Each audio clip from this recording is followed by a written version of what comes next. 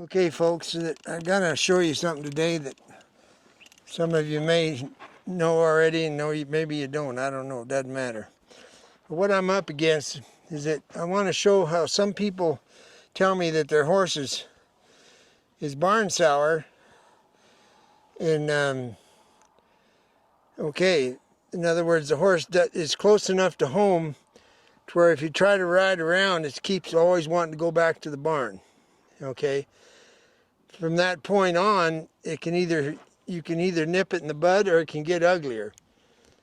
When it's all over, the horse just runs off and runs back to the barn, you fall off. But there's two ways that I deal with it. And when I ride around here, it's about if I just make a circle from the house just for the hell of it, it's about a mile maybe. So when I'm on the stretch to where I turned, say for example, I leave the house and the horse is looking back, I shorten the rein on whichever way he's looking back. His head's cocked to the left and I'm leaving the house. I'll show you in a minute. I just shorten up the right rein and then his head's straight. And same thing when I get on the curve, because all horses, I don't care if you ride to the Yukon, they know when they're coming back home. Horses know that. There's 100,000 stories of having them ride right to the gate where you slept on them. And there's two ways to ride them outside. From the people that I talk to or send the emails, is that some prefer to do it in a snaffle to work with the horse because they can disengage the hindquarter and do a one-range stop if things get bad. Well, that's fine if you live on flat ground, but if you live on the side of a hill, it doesn't work out real well. So I personally believe that you can do it on flat ground, but if you're in a dangerous place, you're better off with a western bit and you just stop the horse. That's why the curb strap and the leverage of a bit. But what I want to show you is I'm going to hold the bit with my right hand and I'm going to take my left hand and move the cheek.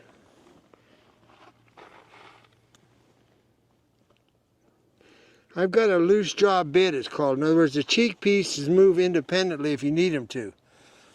Well, the main reason for me for that is because when I'm out in the hills and I'm trotting, a loose jaw bit is more forgiving. It's not solid and constantly swinging on the horse's mouth. The other thing is that I can cheat a rein and just move the one side back, which is what I'm going to do today. And if you see this horse forward, I can move that cheek piece and the other one stays where it is. So that's a way. That's when a lot of people say, you know, you're supposed to make spay bid horses, you're Pat Puckett, whatever. Well, I do make a spay bid horse. I've got one, but I ride split reins for a reason. Most of the people that buy our horses are cowboys and trail riders, and they don't have spay bid horses. So I ride western with split reins for what I'm about to show you is one of the 17 reasons. And before I get started, I might as well get the news out of the way. Now, before we go there, can we just cover the fact that the western bit that is ours, or ones that like them that we recommend, they're not loose-jawed to the point of being those floppy ones that spin all the way around. It's just loose-jawed, not... It's not a correction bit. Got it. I just wanted you to... Yeah, this bit can only move this much. Got it. Forward and back. It cannot move this way. Got it. I just wanted to clarify that. Okay. Well, and for those of you, well, we're there. I might as well go there. For those of you that don't know, if you take this rein on this bit and pull it with one hand, it's going to just make the horse put his head in the air. But if it's a correction bit and you pull with one hand, this is allowed to go into the molars, that part of the bridle, pushes on the molars. And that's why the horse throws their head, because there's pain involved. But just a loose jaw bit, you can't do that because it's not multi-jointed and it's a solid mouthpiece and it doesn't swivel. Okay. Okay. I'm happy now. All right, the news is out all over town. First thing you got to know is Deb's going to tell you about a raffle for Wild Courage. Wild Courage is our friend Jeremy Morris that does a podcast, and he helps people all over the country with addiction, abuse, anything that went wrong in their life. as in traumatic, he's there to help, and he's got God right on his shoulder. So he's a good guy, straight up. He's a straight up cowboy, and he's having a raffle, and I'll let Deb go from there. Well, the raffle is a Fender Stratocaster guitar, and it's signed by the entire band Bush. Now, a lot of you may know that our good friend Chris Trainer is the lead guitarist in Bush, and I have a feeling that a lot of this has to do with him. So we want to thank him for working with Jeremy on this raffle. The tickets are $25. I'm going to put a link in the description. You can message me if you're interested. I'm sure you could also contact Jeremy directly if you're old-fashioned and don't do the internet, and help support Wild Courage. And even if you don't need a guitar, it's a nice donation. It's a nice thing to do. And $25 for a ticket. I think they have different prices if you buy more than one. So anyway, I'll give all that information. You can get it from me, or you can get it in the description of this video. There you go. We're trying to promote a new concept in life. It's called empathy and being nice. Kindness. Kindness. We're bringing it back. When we were little kids, we all learned the golden rule. Well, I thought they meant you beat your knuckles with a ruler, but that isn't what it meant. Do unto others as you would have them do unto you. Now, I want to tell you a short story about the gold rush. People like the history lessons. Well, I'm going to tell you the other side. Paul Harvey didn't even mention this side of it. But the California history is so fast, it's unbelievable, because everything that was important all happened within 40 years. And if you take 1850 and go back 1822 and then all the way up to 1860, it's about a 40-year period where it was the heyday of California, now meaning that's when so much happened. The same time that gold was discovered is the same time that the gringos wanted to make California a state. It's the same time that the original Spaniard land grants had to go to try to find attorneys to fight for their land. It's the exact same time that thousands and thousands of people came into California from Peru, Chile, Australia, Russia, all over. Oh, and by the way, from back east, they came across the plains and came all the way out to California to get rich. Well, okay, some of them did. But what I want to tell you about is that the missions were going strong before statehood, and the land grants were going strong. So what happened with the mission system, it failed when Spain and Mexico split the sheets. Okay, the natives that were on the coast along where the missions are, those missions were not built by 2 Jesuits and 5 soldiers. They were built by Indian slaves. Now the slaves got out of the deal. They got food, and they got to meet a new kind of God that they were told the other ones that they had weren't any good.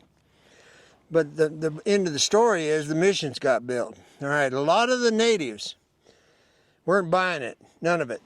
They ran off and they went up in the mountains. The Sierra Nevada mountains and mountain ranges are all the way from Baja California to Oregon. There's mountain ranges, a couple of them. You got the coastal range and the Sierra Nevada. So the Indians went and hid because they had people, they had cousins, they had everybody up in the hills, and so they're all up in the Sierra Nevada, let's just call it that. Well, guess what? That's where the gold was discovered. So now all these people come in and start just walking in and filing claims. And just so you'll know, they didn't go to the chief and say, hey, excuse me, I'd like to buy a claim. No, they didn't even consider the Indians nothing but in the way. So they went in and tore up the land, and all these people were displaced. And the reason they were displaced, I'll give you an example. There's a ghost town up north called Bodie. In Bodie, if you ever drive there, there's probably 50, 60 buildings on it because it was a going concern during the mining. But the interesting part is you don't see any trees around it. All the trees were cut down for firewood and for shoring inside the mines and running the smelters.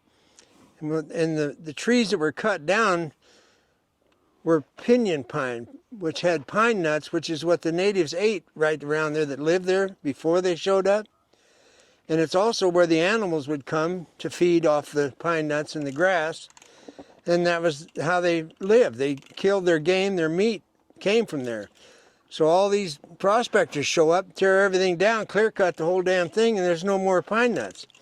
So the Indians either got to move or they got to go to work for the mines. Well, they introduced them to sugar, which is alcohol, and candy for the little kids, and ruined them, and got them in the mines, and it was atrocities. Nobody ever talks about it, but it was slave labor, child labor, and sex trafficking, which was done to the Native Americans during the gold rush. So the gold rush, there were some real big losers, and they were the Indians that lived up there in the hills. So I just need to share that with you because you need to know reality about the way things are.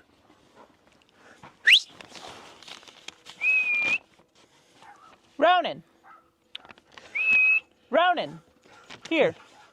Now a guy sent us an email and he was, Deb, do you remember the wording? He wanted to know how the Dome of Vaquero was related to the origins of the California bridle horse, time frame wise, and if they were related. Yeah, the Doma Vaquera, loosely translated, means country riding. In other words, the horses that they used out where they raised the bulls in Spain and worked cattle on. Those were not the dressage type Renaissance horses, but it was all the same time frame. Anyway, Doma Vaquera for me is definitely connected to the California bridle horse. The only difference is that the equipment that they used in Spain was different than the equipment the Californios used. So the Spanish people ride with a sareta, which is a piece of round stock across here, and because of horsehair and rawhide, turned into what we used. We didn't use the steel. So, but the point is, when you watch Doma Vaquera, those are the moves that I personally try to attain to.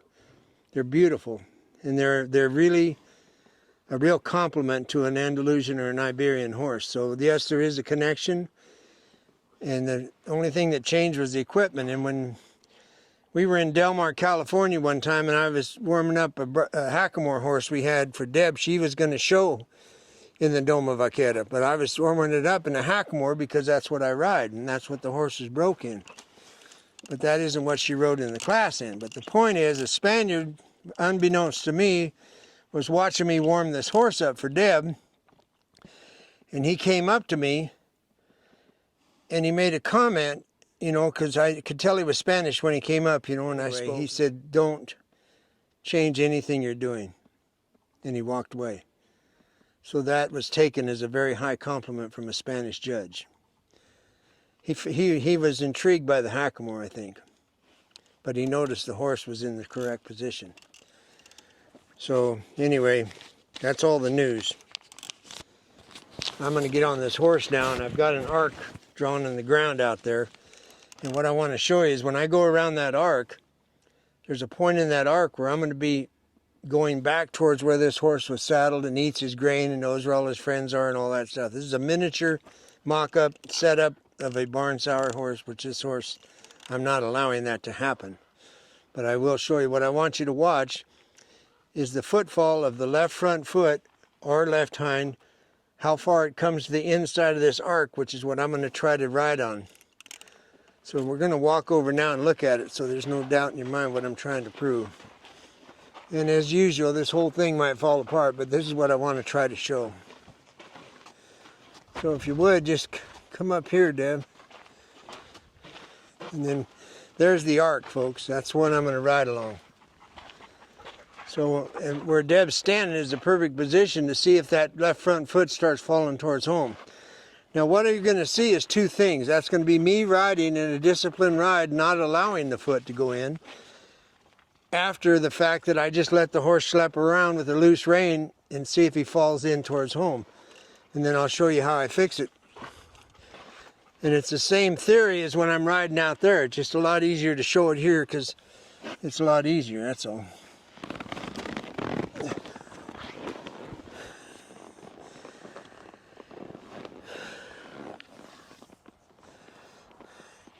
Flat hand. So it's a flat hand, reins are even. Every chance I get, I want to give my horse slack. I'm going to go that way and then hit the arc. I pick up and I leave.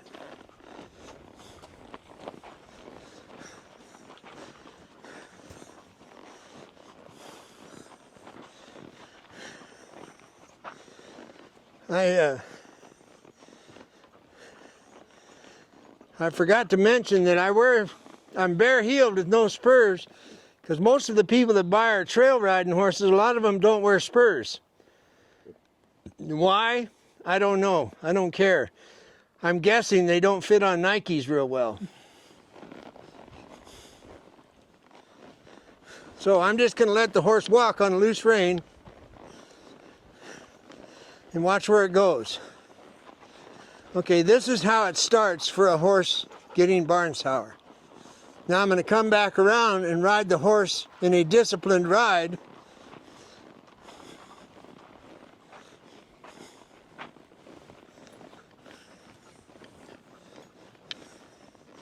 And what you'll notice, I've over-exaggerated and I've shortened up my right rein. And I'll bump him, bump, and he made it.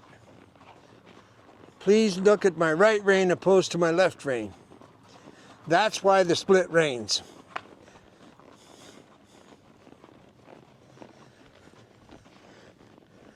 What I found out is once a horse figured out that he's not going to get away with it, then I start changing the length of my outside rein and give him a chance to make it. So now it's still a little short, but it's not as short as it was the first time I went by you. So all he did was test me to see if I'm not paying attention, and he says, you know what, I'm going home. And then you get 20 feet away from the line, and then you say, oh, quit that, and you put him back. Well, now you're riding like this. So the horse is already telling you. That's why it's so important that you know what footfall is. Now, just so we're clear, I'm going to come around again on the loose rein. Now watch him now. I'm going towards this where he's unsaddled. Now I'm going to say, no, we're going this way. Now see how much he slows down? That's the brain of a horse. I'm going to get him lined up on this arc.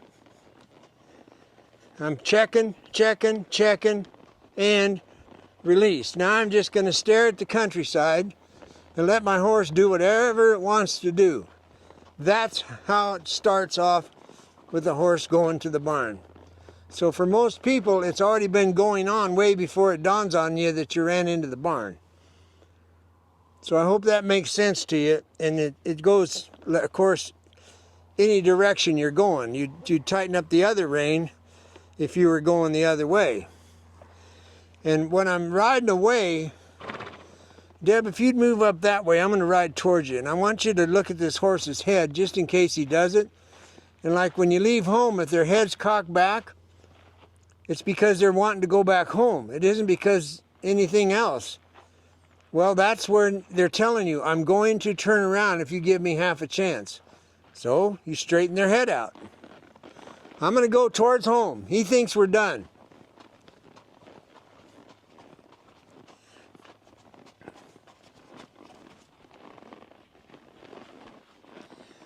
I'm going to ride right towards Deb.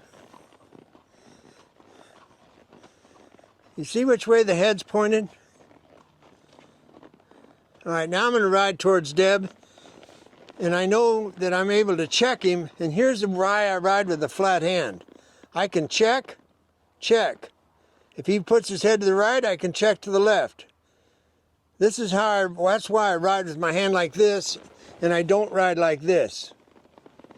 So I'm going to go back and show you from a flat hand.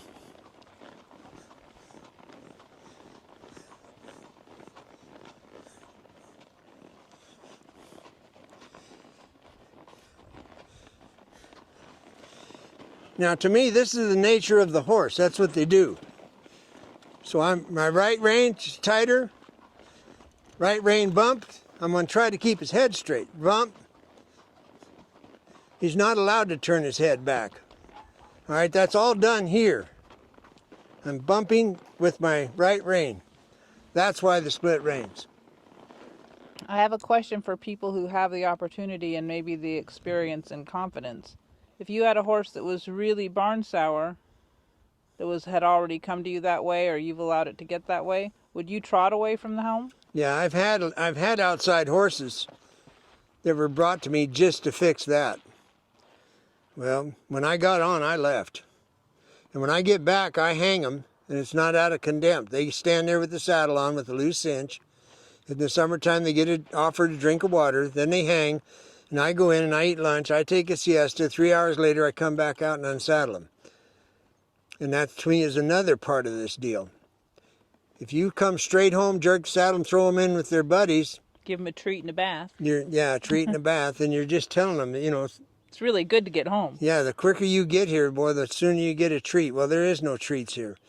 So, yes, you've also but come trotting out across country is the number one thing I did, and I would end up walking away from the home when I got the horse broke. Yeah, and you've also come home and worked on something, the logs or something. Yeah, go straight to a project.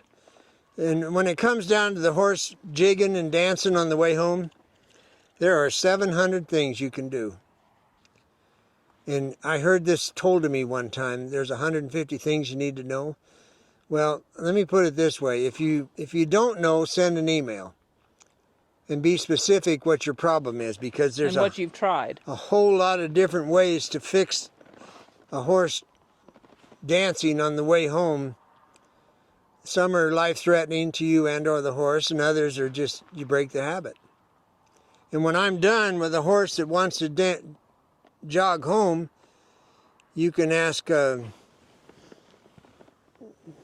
Jacopuzzi's wife, Cheryl, I'm walking the horse with the reins crossed and my arms are out, and the horse is walking home when I'm done. Behind a group of other horses. Behind another group of horses that are for walking quicker. They're not running, but they're walking faster. And it wasn't done by beating the hell out of the horse. It was done by check and release, check and release, check and release. About 10,000 times. And if I do it in a snaffle, I disengage the hindquarter over and over and over, and finally the horse goes okay. Now my horse just ran off. I saw that. You see where the head is? Now, believe it or not, this little thing I just showed you, my Belgian team taught me this. I'd be standing there telling some big, long story, and pretty soon I'd be facing the barn. And they turn completely around just by taking little steps.